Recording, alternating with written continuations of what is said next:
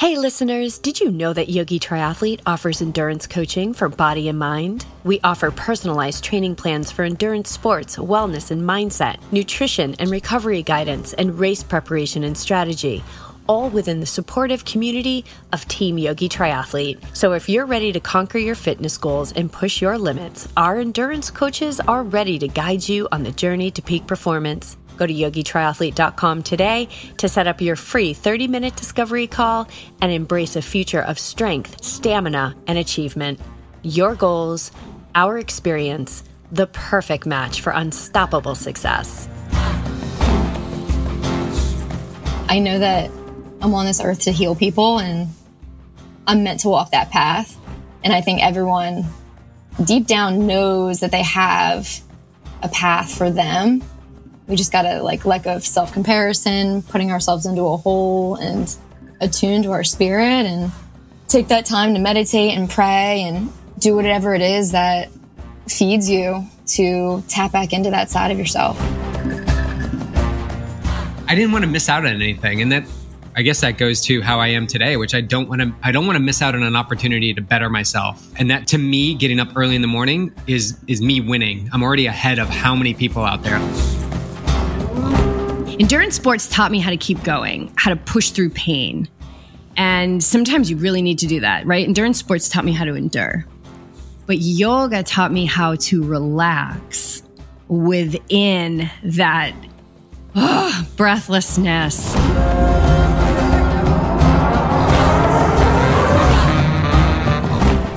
Welcome to the Yogi Triathlete podcast. I'm here with Yogi Triathlete coaches Melissa and BJ, who I have recently nicknamed the Master of Getting Faster. So if you haven't listened to the O show that dropped, go ahead and listen to how he just blasted a 15-year personal best. And Melissa Gans, our triathlon and running coach, also holding a master's in clinical herbal medicine, which is really proving well for her athletes and her own well-being. And a lot of that, she gets to trickle that knowledge out to us. And it's been really helping us as well, because it's all about longevity in sport. It's all about wellness in sport. It's about keeping that competitive fire high, but not burning down the town. So BJ and Melissa, welcome you guys to the show. It's been a while since we've had a roundtable on endurance sports, but here we are, and I'm excited to dive in with you guys. Coaches Squad, what up? So good to be here with you guys. Love it. Love getting together. All right. I'm going to jump right in. Melissa, I'm going to start with you. Question. And we'll just keep this as like a flowing conversation. So if you guys have questions for me or comments on what the other coach is saying, let's just keep this flowing. And that said, what right now, Melissa, is just getting you super jazzed up about working with your athletes?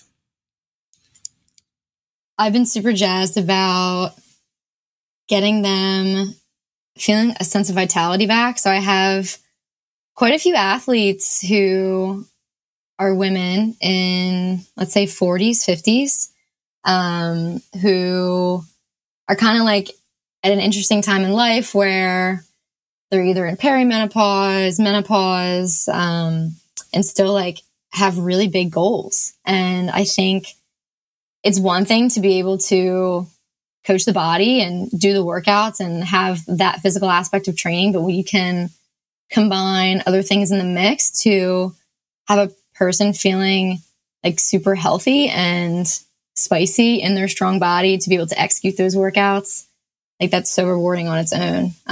So yeah, there's just been a lot of that. It keeps coming up. So that's been super exciting. And how are you doing that? Are you doing that through mind, body, herbs, all of it? What? All of it. Yeah.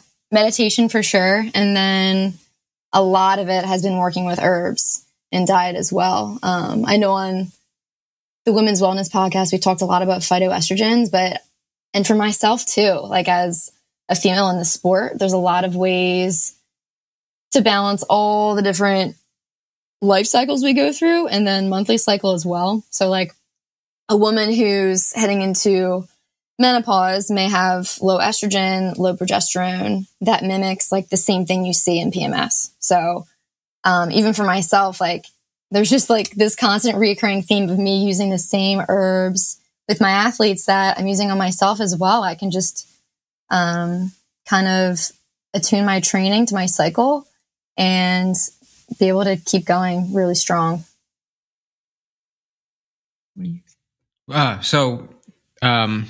What I am, so many things are flowing through my mind because I'm getting I've got a lot of things flowing. We've got this crew starting their first Ironman in November in Arizona, and it continues to build.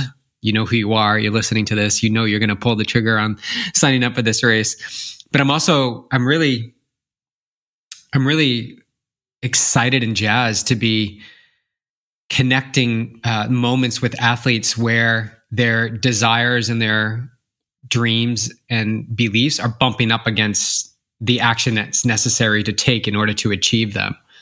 And so there's this gap there. There's a brick wall, you could say. And so it's been fun working to find solutions to get around the wall, over the wall, or even through the wall sometimes to take that action, which is necessary for the change that they are seeking. An example, what?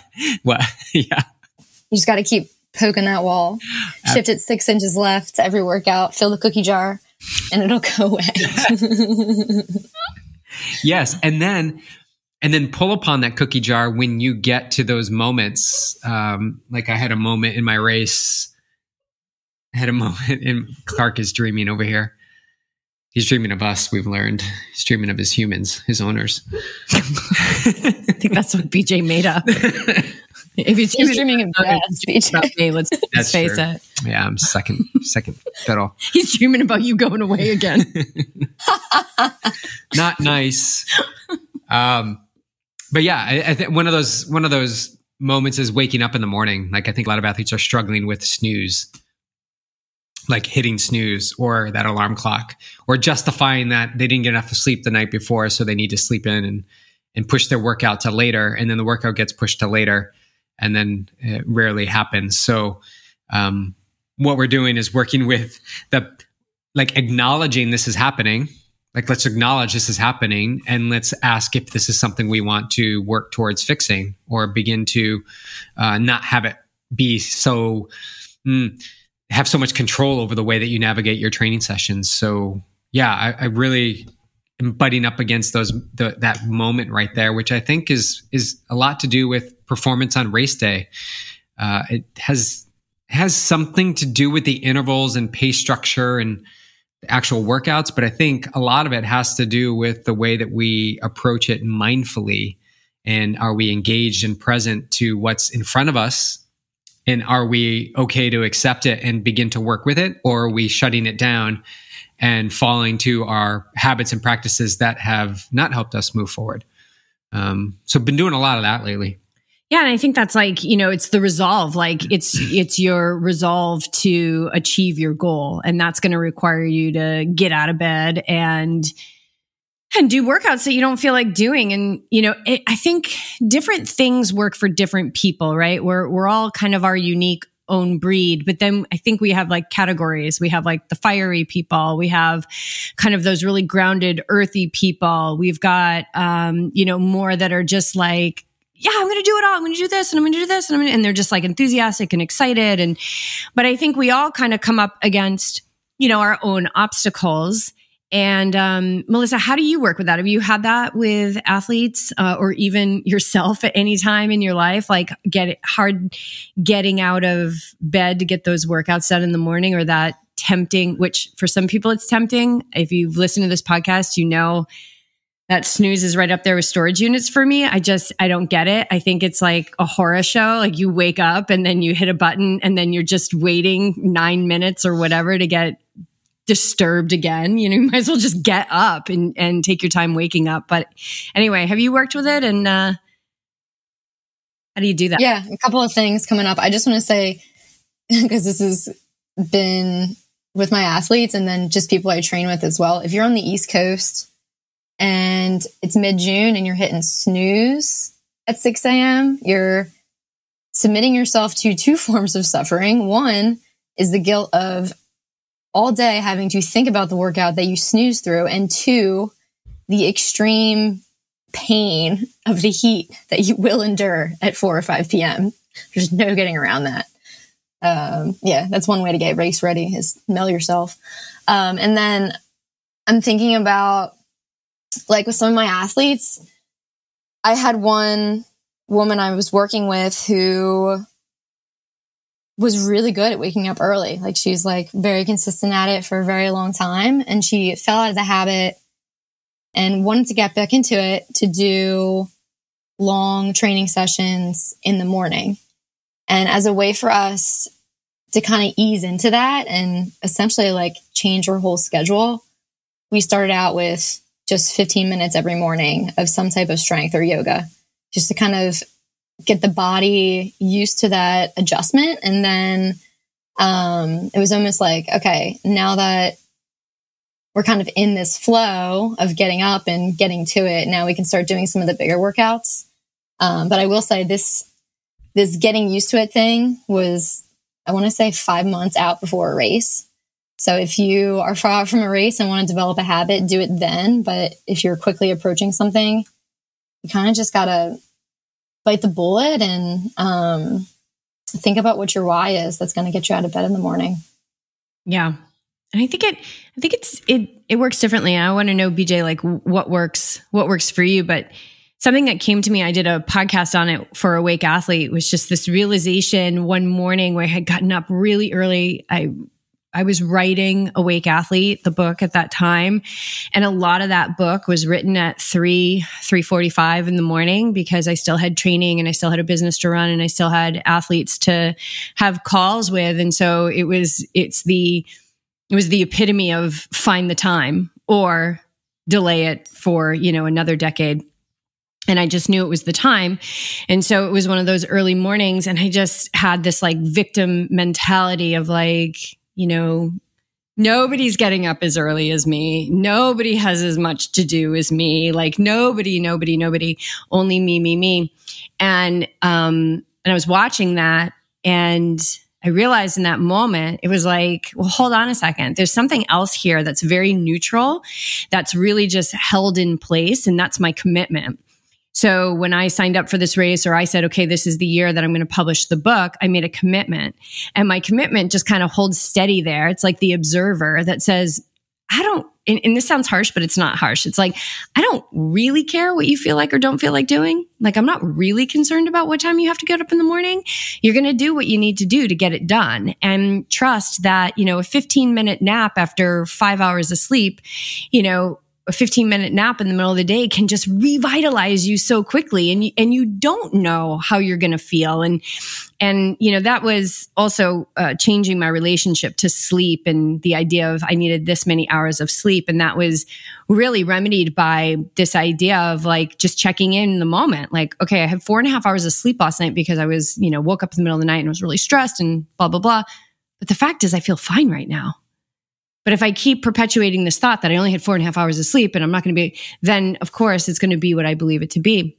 So for me, it's just, there's a couple things. It's that idea of sleep, of just checking in, like, okay, maybe I'm a little tired, or maybe I actually feel fine. But the fact is that I am fine and I can function. So I'm going to keep moving forward despite how I feel or what my mind feels about it. And the other thing was like the commitment that I made doesn't really care about what I feel like or don't feel like doing. It's just there being the commitment that I made it to be. And then the other thing, of course, is my meditation teacher, who many years ago gave me 2 words, which was really all I needed, which is be up. So that alarm goes off in the morning, be up. And then the other thing that comes to me with the be up is 2 other words, which is thank you. Like, thank you. I get to live another day. I get to be better today. I get to move a mountain today. I get to have ease and challenges today and connections and nourishment and exhaustion and vitality today. Thank you. So for me, it's kind of those 2 things that just work. But BJ, what's worked for you as far as, because we're all human. I'm sure we've all had those moments where we want to stay in bed or we've chosen to stay in bed. Well, if you want to go way back, I just didn't want to miss out on anything. So I actually had perfect attendance. God, you're like a golden retriever. I had perfect attendance in school up until senior skip day in high school. So yeah, I know the planned legal skip day. That's amazing. The planned legal one, yeah. But I didn't want to miss out on anything, and that goes to how I am today, which I don't want to miss out on an opportunity to better myself. And that, to me, getting up early in the morning is me winning. I'm already ahead of how many people out there, and the evidence is when I go out, there's not many people out and about. So for me personally, I'm winning the day. Like, I'm winning already. And an element to this, 5:30. Yeah. And every day is an opportunity for something great. Oh, I like that. Melissa's showing us her phone with her alarm on it, and she has a note on it. I didn't know you could put notes on it. I guess you can. Yeah, I picked a little song, and I wish I could be in charge of the notes. Yeah, every day is like a dream job. I love that.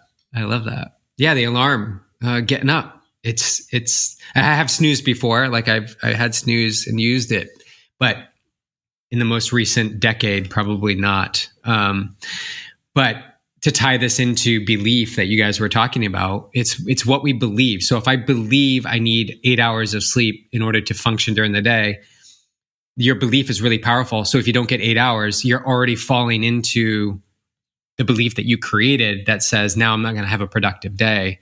Where, let's talk about Melissa's quote right there. Like, can't something happen great today, even if I did get 4 hours of sleep or 5 hours of sleep? Absolutely. Absolutely you can. And you got to live in that possibility. So part of my belief too is, if I'm a little bit tired, I'm just going to have more espresso. That's my belief. My belief is more espresso is going to get me through the day, and the belief, or whatever it takes. And that's my belief. So what we believe is really powerful, guys. It's a really powerful intention. What you believe is most likely true for you. So that works both ways. Whether you believe something is possible or impossible, it's going to work it's going to work towards whatever you believe. So waking up early in the morning is a belief that I have, that I'm getting ahead of others. I'm showing up for myself, and I'm allowing my day not to be rushed. I mean, how many of us go into our day rushed because we've hit snooze too many times, and now we're late to work, didn't make our breakfast, and didn't get our workout in, and now we're into the rat race of the day, only to have a sense of relief finally when you pull into the driveway after your 8-hour day, 5:30 in the evening, and you're like, okay, well, that's the end of the day. Like, you're almost getting into the next day. Yeah, so that's what's worked for me. And one tip for that from one of my athletes is to place a normal alarm clock downstairs or in another room that you can hear the alarm clock go off, because you got to get up out of bed and go turn it off. So that's been a big one. So get rid of the phone in your room, buy an actual normal manual alarm clock, and set that up in another room. It was really successful. I've worked with some mindset clients that have done that, and they've just used their iPhone, like turned it on loud and put it in the other room. And so they have to get up to shut it off. But I was just thinking about something as far as like the amount of hours that we think we need to sleep. And I think a great example is like how we can perform a Ironman 70.3 or a 50K or 140.6 with not much sleep the night before. Like, it just goes to show. 100%. And have that finish line energy. I had not conducive sleep before the Massachusetts race. Probably went to bed around 8:39, restless, woke up at 2 in the morning to prepare. So I don't know, maybe like 2 or 3 hours of quality sleep, right? So what does that say, right? We get so wrapped up in, I don't know, Melissa, how do you sleep before a race? If I get more than 5 hours, that's super lucky. If I sleep more than 5 hours, I probably don't care about the race, let's be honest. And I wanted to add that I had a lot of curiosity about this, and I was doing research, like on PubMed type of research, and I found a study that they ran on performance with lack of sleep before a race. And what actually happens is there's no effect on performance. There is effect on perceived exertion, which is the mind. There's no actual decreased effect on performance, which is super interesting. And I'm also thinking about, like you guys always say, just take action like the person you would like to be. So if you want to be a professional runner, you're going to take steps that professional runners take, those workouts, everything that they do to perfect the trade. So if you want to say, be first in your age group at a half Ironman, are those people hitting snooze and not getting up for the workout? No, they're getting up. Yeah, they are. They're getting up. It kind of reminds me of a conversation you and I had last night about stopping at special needs for Ironman Lake Placid. Oh, yeah. What? I'm coming up with a strategy for Lake Placid and my nutrition. Yeah. Right. And for the first time in 20 years, BJ all of a sudden has this plan that he's going to stop at special needs. I was like, where's my veto stamp? Like, that needs to be vetoed. Why did that come up? I did it in Kona, but before that, I haven't done it in a long time. Right. Because in Kona, you're not trying to qualify for Kona. Right. That's true. Yeah. Yeah. So we're going to be skipping the special needs. Yeah. At least on the run. Yeah. And we're not saying, okay, everyone skip special needs. Like, right. But if you're talking about stopping at special needs to pick up 2 more gels, like, I mean, we ran volunteer special needs at Ironman Arizona, and there was like photo albums and like Quiznos subs in people's special needs bags. Now, if you're going to review a photo album of your children and you have every right to do that, or eat a Quiznos sub, don't recommend that. But if that's what you're choosing, then yeah, you're going to need to stop at special needs. And I've stopped at special needs, because I hadn't been going for a Kona qualification. But like you said, Melissa, like, the guy that's going to win the age group at Ironman Lake Placid is probably not going to be, he's going to be counting every single second and only stopping for things that are necessary. So if it's necessary to stop a special needs beach, by all means, absolutely. But with what you were describing to me last night, doesn't seem like it's a necessary stop. The bike I will be, for sure, because of water bottles and my specific nutrition, which will set me up. Definitely. Yeah. All right, cool. Next topic. What's up? What are some amazing, let's talk about good things. Let's talk about some amazing moments. Working with your athletes, have they shown you anything or surprised you or as big or as little? It doesn't have to be a race experience, but it could be. But it could be. You got anything? Yeah, I do. I keep thinking about, we can say names, Elizabeth Eden. When I first started working with her, right away, I was like, you have a hectic lifestyle. You have a farm with all these animals, a full-time job. And when I say a lot of animals, I mean like a lot of animals. She's amazing. She's doing brick runs with her goat. Those comments, when I see them in Training Peaks, I'm cracking up.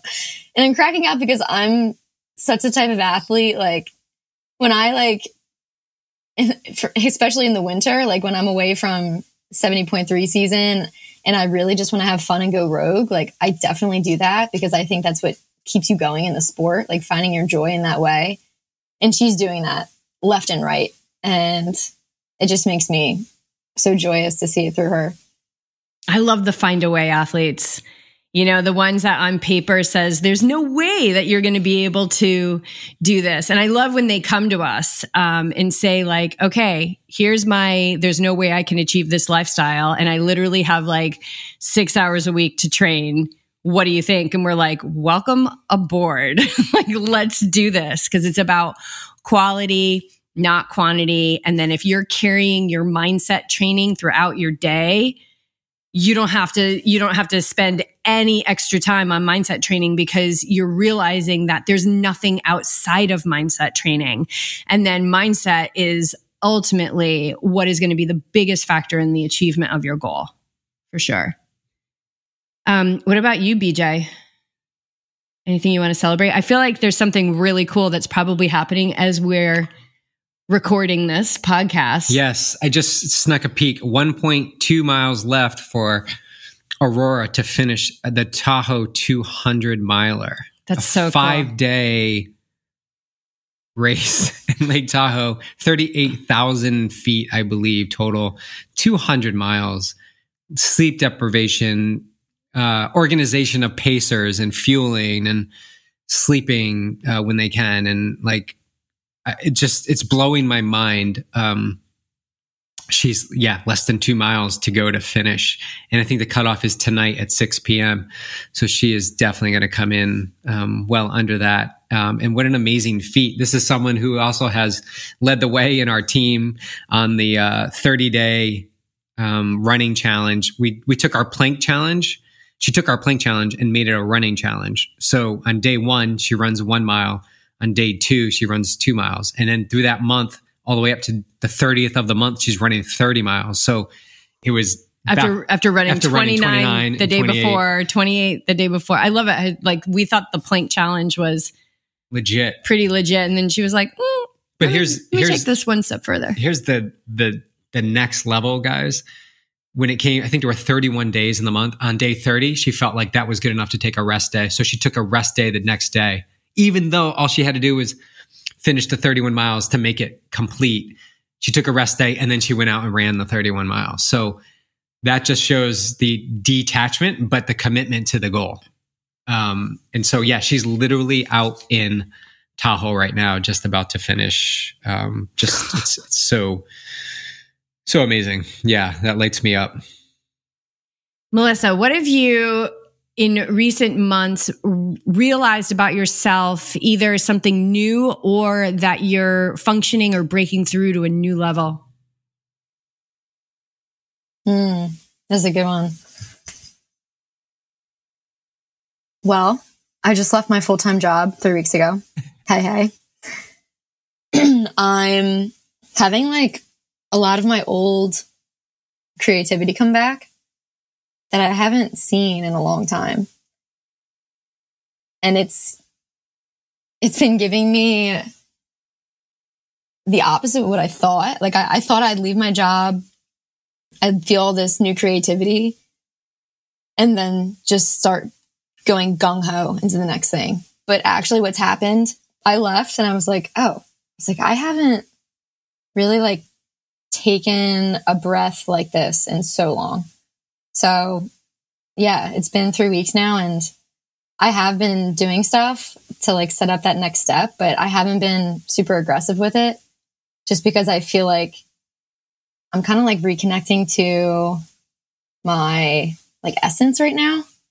Like I kind of had that not shut off, but put in a box for all those years. And I want to come back to me before I execute the next thing. So it's been really peaceful, and I haven't been questioning it. Just like, okay, this feels good. Like I'm just going to keep doing what feels good and trust that the flow of everything else is going to happen naturally with it. Do you feel there's a component when you made the shift and that you're feeling, I'm sure there was some resistance or some backlash in the mind for a little bit, but it seems like you're finding your groove. Is there an element there that wants to scream it from the mountaintops to other people and say like, come on, like life is short. Like if you've lost yourself, like now is the time. Yes. Yeah. I am going to scream it from the mountaintops, and I know that's coming. I've already been, but I have this mission to live by example at this point, and I want to show other people that it is possible. And by the way, there's nothing wrong with a full-time job. A lot of people have full-time jobs that they love. Mine was just not serving me in that way. So it's now my goal to come back to like really what lights me up. And I know that I'm on this earth to heal people, and I'm meant to walk that path. And I think everyone deep down knows that they have a path for them. We just got to like let go of self-comparison, putting ourselves into a hole, and just attune to our spirit and take that time to meditate and pray and do whatever it is that feeds you to tap back into that side of yourself. What do you want athletes to know about you as a coach? Like, what do you bring to that experience? I feel like I'm really different as a coach in, like, to me, building the plan and having it there for people to use and execute on. Like that's fine. Like that's what you get from coaches. They give you a plan, you do it. Like that's great. But I just think there's so much more to the sport. Especially like in my experience, it's given me kind of like a fearless energy towards life. Like the more, and we were talking about it earlier, like the more you tap on that wall and keep nudging it, you're like, oh, like I didn't even know that existed inside myself. And then you act on what you didn't know existed, and then there's more and more. So I just think like I am definitely guiding light to that in my athletes, and they come to me with things that are barriers for them, and we work through them. And I think like, yes, I have athletes that want to perform really well at their race, but really what it's about is everything trickling over into the rest of your life. Like that's what matters. That's what's important. And that's what's going to propel you forward and just make you a good person on this earth. Yeah. BJ, who is like the ideal athlete for your coaching style? Without naming names? Well, no, like for somebody who's listening to this and they want to know like what's the right fit for me? Like what's the here's a better way to frame it. What's like the conversations that is ideal for you as a coach to have with your athlete, right? Like what's the conversation that you're having with that athlete that's such a good fit for you? Well, they have the desire, they have that knowing that they can achieve something, like they know they can, or the idea has been planted in them. Like I can move my way towards this. I'm having difficulty figuring out just how this will all come together. And I'm also feeling like I don't have the tools necessary to continue the path forward, even when the struggle shows up really strong. So I think an athlete that's like passionate about something they want to achieve, but somehow, and maybe they've tried it once or twice and they have not been successful, and they feel strongly that it's achievable. They just haven't found the formula yet that works for them to achieve it. And so that's when I can insert myself, kind of pick apart what they've done existing or where they're at now, and then how we can plan a route forward that's going to continually stay flexible and fluid into where they're at along in the process to achieving that goal. Yeah, I think that's probably spot on. Knowing you, I think you're really amazing at, and you've had this so many times, athletes that were like, I've tried, to finish this race and I haven't been successful. And then, so it's like, it's so rich, right? It's like Melissa, you said, it's the plan, right? But it's also now working on that belief, because you got to rewire the brain that says, I haven't been successful at this. And so it's like this rewiring, and that sometimes can like come right down to the wire. Like you're at the race, and it's like, just keep moving forward, just keep moving forward, just keep moving forward. And I know you've experienced that with athletes before. Yeah. One of the biggest things is finishing the run strong at a triathlon, myself included. Has always been a big one. There's a formula for it. You do progression runs. You finish faster than you started. Doesn't mean you need to be running the pace or sprints. It's rewiring the brain to say like, hey, I just biked for 2 hours and I ran off the bike and I finished faster than I started the run. And the mind begins to believe, hey, is this possible? Yeah, it is possible. And then you repeat that over and over. And this is where the coaching comes in. You strategically place it in the week or months so that the athlete is building confidence and is accepting of the reality that they are being able to continually run faster as they progress through a session. That's one example. And that comes from my story of trying to working through finishing a run strong. I would not always, but most times have cramps or go too hard on the bike or not be able to finish that mile or two at the end of an Olympic distance triathlon. That's my story. Well, I've rewired that by doing progression runs. Yeah, that's just one example. I know. I know it's hard to like pinpoint it down to like one thing, right? But BJ, you've always been a big fan of progression runs, and I love them too. They're so hard. Like it's so much easier to give them than to do them. But something I had this realization this weekend as I was doing a progression run off the bike on Saturday after sustained, was that sweet spot I was doing? Sustained sweet spot efforts on the trainer. And then Sunday backing it up with another long progression run was, it wasn't endurance sports that taught me this. It was yoga that taught me this. And just for that clarification that yoga, it's not just the gymnastics on the mat, it's the science of the mind. And so yoga taught me, endurance sports taught me how to keep going, how to push through pain. And sometimes you really need to do that, right? Endurance sports taught me how to endure. But yoga taught me how to relax within that breathlessness. My quads were so sore from Saturday's workout. And then Sunday morning, it was like, oh my God, like, you know, I did some mobility. I took a walk. I did, you know, all these things to kind of warm the body up. And, but it was yoga that taught me how to relax into the intensity of the physical workout. But like you said, Melissa, it's like, it's so much more, right? It's taught me how to relax through the intensity of life. So I thought that was just kind of one of those aha moments I had. And that's what I think, bringing the science of the mind and combining that with these dynamic swim, bike, run workouts is what really crafts this new breed of athlete, right? This awake and ready athlete. It's like, yes, endurance sports by its craft will teach you how to push through pain. But there's actually a way that you can do that where you're carrying this element of wellness, right? Like where there's less cortisol being released in the body. There's less constriction, right? Because we're pushing and we're like all tightening up. And what's happening is that we're constricting. We're actually lessening the blood flow in our body. And so when we can relax, it's like everything's flowing, body's flowing, mind's flowing, blood's flowing. Yeah, pretty cool stuff. That's what I think is so special about what YogiTriathlete brings. Melissa, any thoughts on that?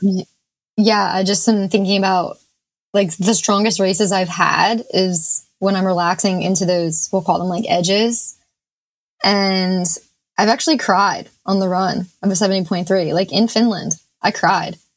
And as soon as I cried, I started running way faster, like because it was a release. It was this like border of holding on and the pain that I was not relaxing into. Like once we like release and relax into that edge that you're talking about, Jess, I think that's like where it's at. There's so much more in there if you can get in. Yeah.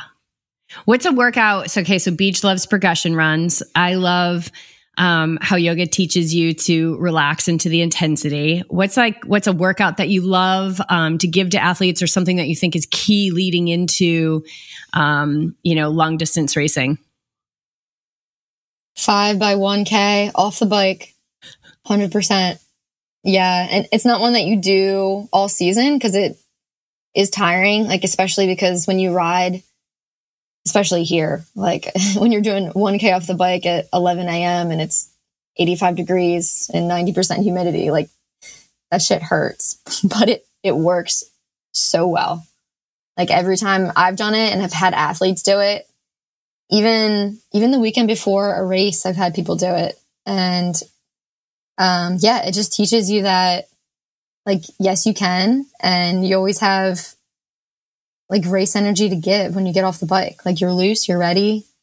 Treat the ending of that workout like it's a race. Yeah. That's exactly the workout I did on Saturday off the bike. Was 5 times 1K, faster than race pace. It was tough. And it wasn't flat. No, it wasn't flat. And it was Saturday afternoon in Carlsbad, California. So it was like, there was like people to dodge. There was cars and there was bikes and there was dogs on bikes and baskets and people parallel parking and, and just staying in flow. It was like Frog. It was totally like Frogger, and just relaxing into that. Everybody has a right to the road. People parallel parking, they have a right to parallel park. riding their bikes with their dogs in the basket, you know, and have to swerve and I'm swerving, and everybody has a right to do that. Free passage. But yeah, that was quality workout. I have a feeling I'm going to be getting more of those when I get back from Galapagos. Right now I'm going to take a break and I'm just going to chill with some tortoises. Well, you're going to allow all the fitness to kind of absorb in the body. That's what I'm doing. Rest and then adapt, and then you'll stress it when you get back again. It's a process. I love saying that. All right. I'm letting it absorb. I'm letting it absorb. Warrants a break, and we need to.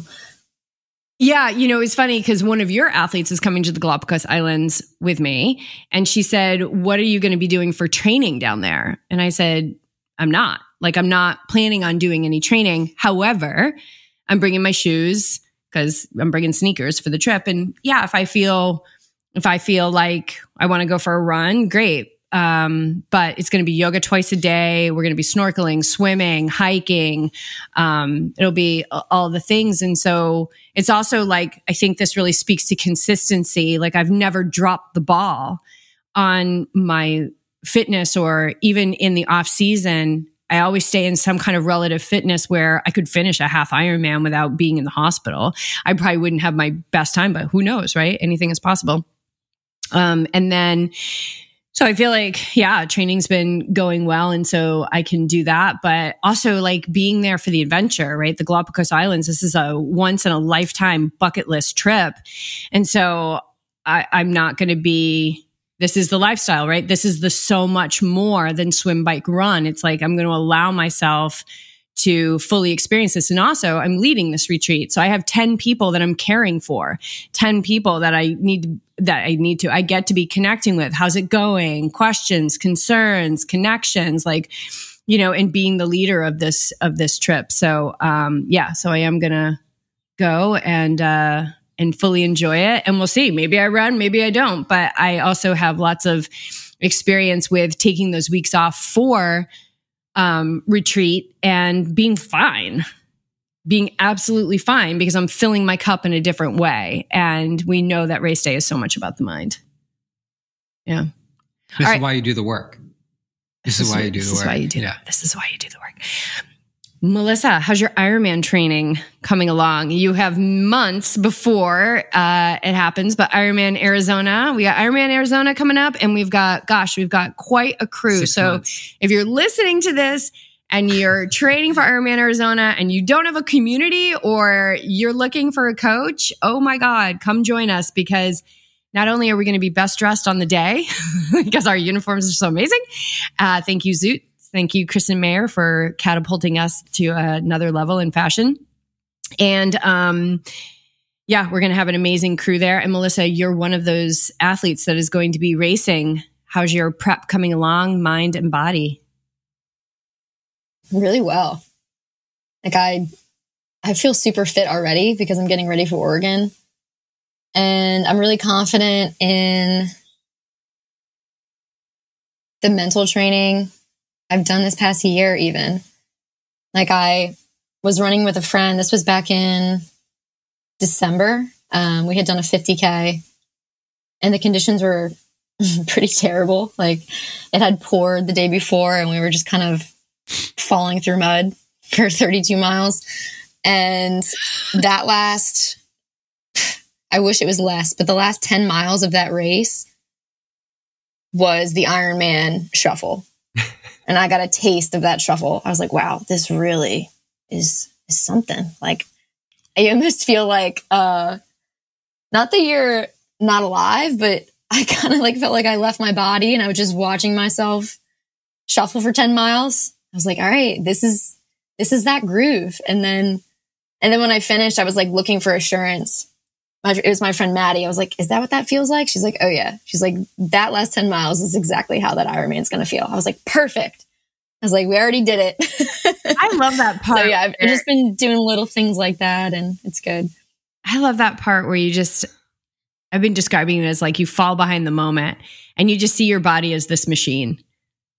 And it's just there's almost no emotion because you can't really afford any emotion in those moments. You're just doing it. That's 100% what it was. Yes, nailed it. Yeah. Are you doing anything different? Are you preparing for Oregon as a 70.3? Or are you looking towards Arizona and Oregon is a blip on the path to the Ironman? How are you approaching that? Oregon is definitely a priority. But I would say at this point, I'm overtrained for Oregon, and that's a good thing. Like, I think going into the race, I will feel really healthy coming out of it because I'm fit enough to do a 70.3 and bounce back. But all of my workouts, I'm not really thinking about Oregon. I'm thinking about, okay, I did the workout. Like, how can I make this 5 to 10% longer, more difficult? Like, what am I butting up against right now that I need to kick down to train my mind for the Ironman stuff? Because I think like the 70.3 distance, I'm really comfortable in that. And I know I really got to consistently stop being comfortable to get ready for the Ironman. So my workouts have reflected that. What's your goal for Oregon? I think I can do, with that downriver swim, I think I can do 5:10. Like, I've been saying 5:15, but I would like to hit 5:10. I think I got it in me. I think you can break 5 hours. Oh shit. I like that goal. I like big goals. Yeah. If I have a strong run, Beach, I definitely could break 5 hours. If I can hold sub 8. You'll have a strong run on that. You'll have a strong run. You'll have a strong run on that course. And when you'll be on the course, you'll still have a lot of shade on that run. Well, then, yeah, let's go. Let's break 5. Nice. Do you have somebody else on the team that's... we're trying to get Emma to break 5. Ooh, I'm liking this. And we're all staying in the same house. So I'm really hoping that there's going to be some smack talking going on. Definitely. Yeah. Smack talk. Yeah, we have a great crew going to Oregon. I'll be there. And Melissa, another athlete, Liz, that you coach, Melissa. Emma, her partner, Fee, I think is coming. We've got the other Melissa who was in Patagonia with me, and then Patrick. And yeah, I think there's somebody else that just reached out that will be rejoining the team who is also going to be going. So we have another great crew. I'm going to be bringing the microphone. So we'll see if we throw down a little smackdown after the smack talk and see how it all rolls out on race day. Yeah, pretty pumped. While you'll be in, BJ? Lake Placid with another crew of athletes. We'll have Ben doing his first Ironman, Stephanie doing her second Ironman, and Chris Bruce doing his second Ironman. Nice. So, and I'll be doing my 22nd Ironman. So we've got a really good crew there. Good support system too. And I am having a little FOMO of you guys out in Oregon. You know, I have not raced that race, but I've spectated twice so far. It's pretty awesome. I know how fast. BJ, when I'm going to say this, when we started talking about Oregon, you put your hands up to your cheeks and we're going like this. You were smushing them up like a 5-year-old. I was like, is he excited? Is he FOMOing? What's going on? FOMOing. I'm FOMOing. Until you get into Mirror Lake, and then you're going to be like, oh, those suckers in Oregon. Mirror Lake is so beautiful. Yeah, it's so perfect. It's going to be a really amazing weekend for the team. Super excited. Can't wait to coast to coast. And we'll be like all done, kick back, maybe popping open a cold one. And we'll be... Well, you'll probably be... I think the inter competition is going to be, BJ, can you finish before we finish because of the time change? That would be so 5:30. Not with this 5-hour finish. Not with this 4:59 coming in hot. That won't be possible. I'll go for it, but that won't be possible. It'd be 5:30 on the East Coast. It would be 2:30 on the West Coast. Yeah. Well, you're going to finish before 5 p.m. 5:30 would be the fastest I could do this race without dying. You'll be done. There's not that many hills there. Come on. Yeah, it's fine. Just a quick course. Oh my God. We'll see what happens. This is awesome. We're excited. Thank you so much. This has been a great little roundtable smackdown with you guys. Any final words you want to share before we wrap this up? I want to say, I think there's an element to going beyond, like Melissa's talking about, as I'm thinking about Oregon, because going beyond in training, when you go to do a half Ironman, or if you train for a half Ironman and then you do an Olympic, there's a confidence that's built. There's like this, it's not such a big deal. I've done this before. I've done this in training. Where the unknown is tapped into is that Ironman, because you do really rarely ever go beyond training for an Ironman in the volume of your training, even within a span of a few days. So there's that disconnection there. But I feel when you train for an Ironman or the distance of going long or however long it is, and you come back and you race a half Ironman, there's a kind of confidence that it's not such a big deal. Like, it just got to execute the day. And at least that's how I approach it. And that's what I experienced on Sunday in Massachusetts, last Sunday in Massachusetts. It wasn't really even in my awareness until a couple of weeks before the race. So I think there's an element to that, something to think about as you are listening to this and you're like, what's the bare minimum of training? Maybe look at where the specific days or moments that I can kick up the training a notch to kind of go beyond, so that what I actually have to execute isn't so unknown. Yeah, I like that. How about you, Melissa? Yeah, something that just popped into my head. I think we're all like very regimented in our training, and we can have, 15-hour weeks. But let's say you have a week, like tomorrow is Juneteenth, for example. I have no reason probably to do 2 3-hour rides in 1 week, but I'm going to, because I have the time, and that's an opportunity to butt up against miles on the bike that I haven't put on the bike in prior weeks leading up to a race. So if you can like find little time slots or opportunities to tack on some things that perhaps scare you, I recommend definitely doing so. All right. I like that recommendation. Okay. We're going to wrap this up. Thanks, coaches. Appreciate it. Anything we didn't touch upon here, you guys have curiosities about, please let us know.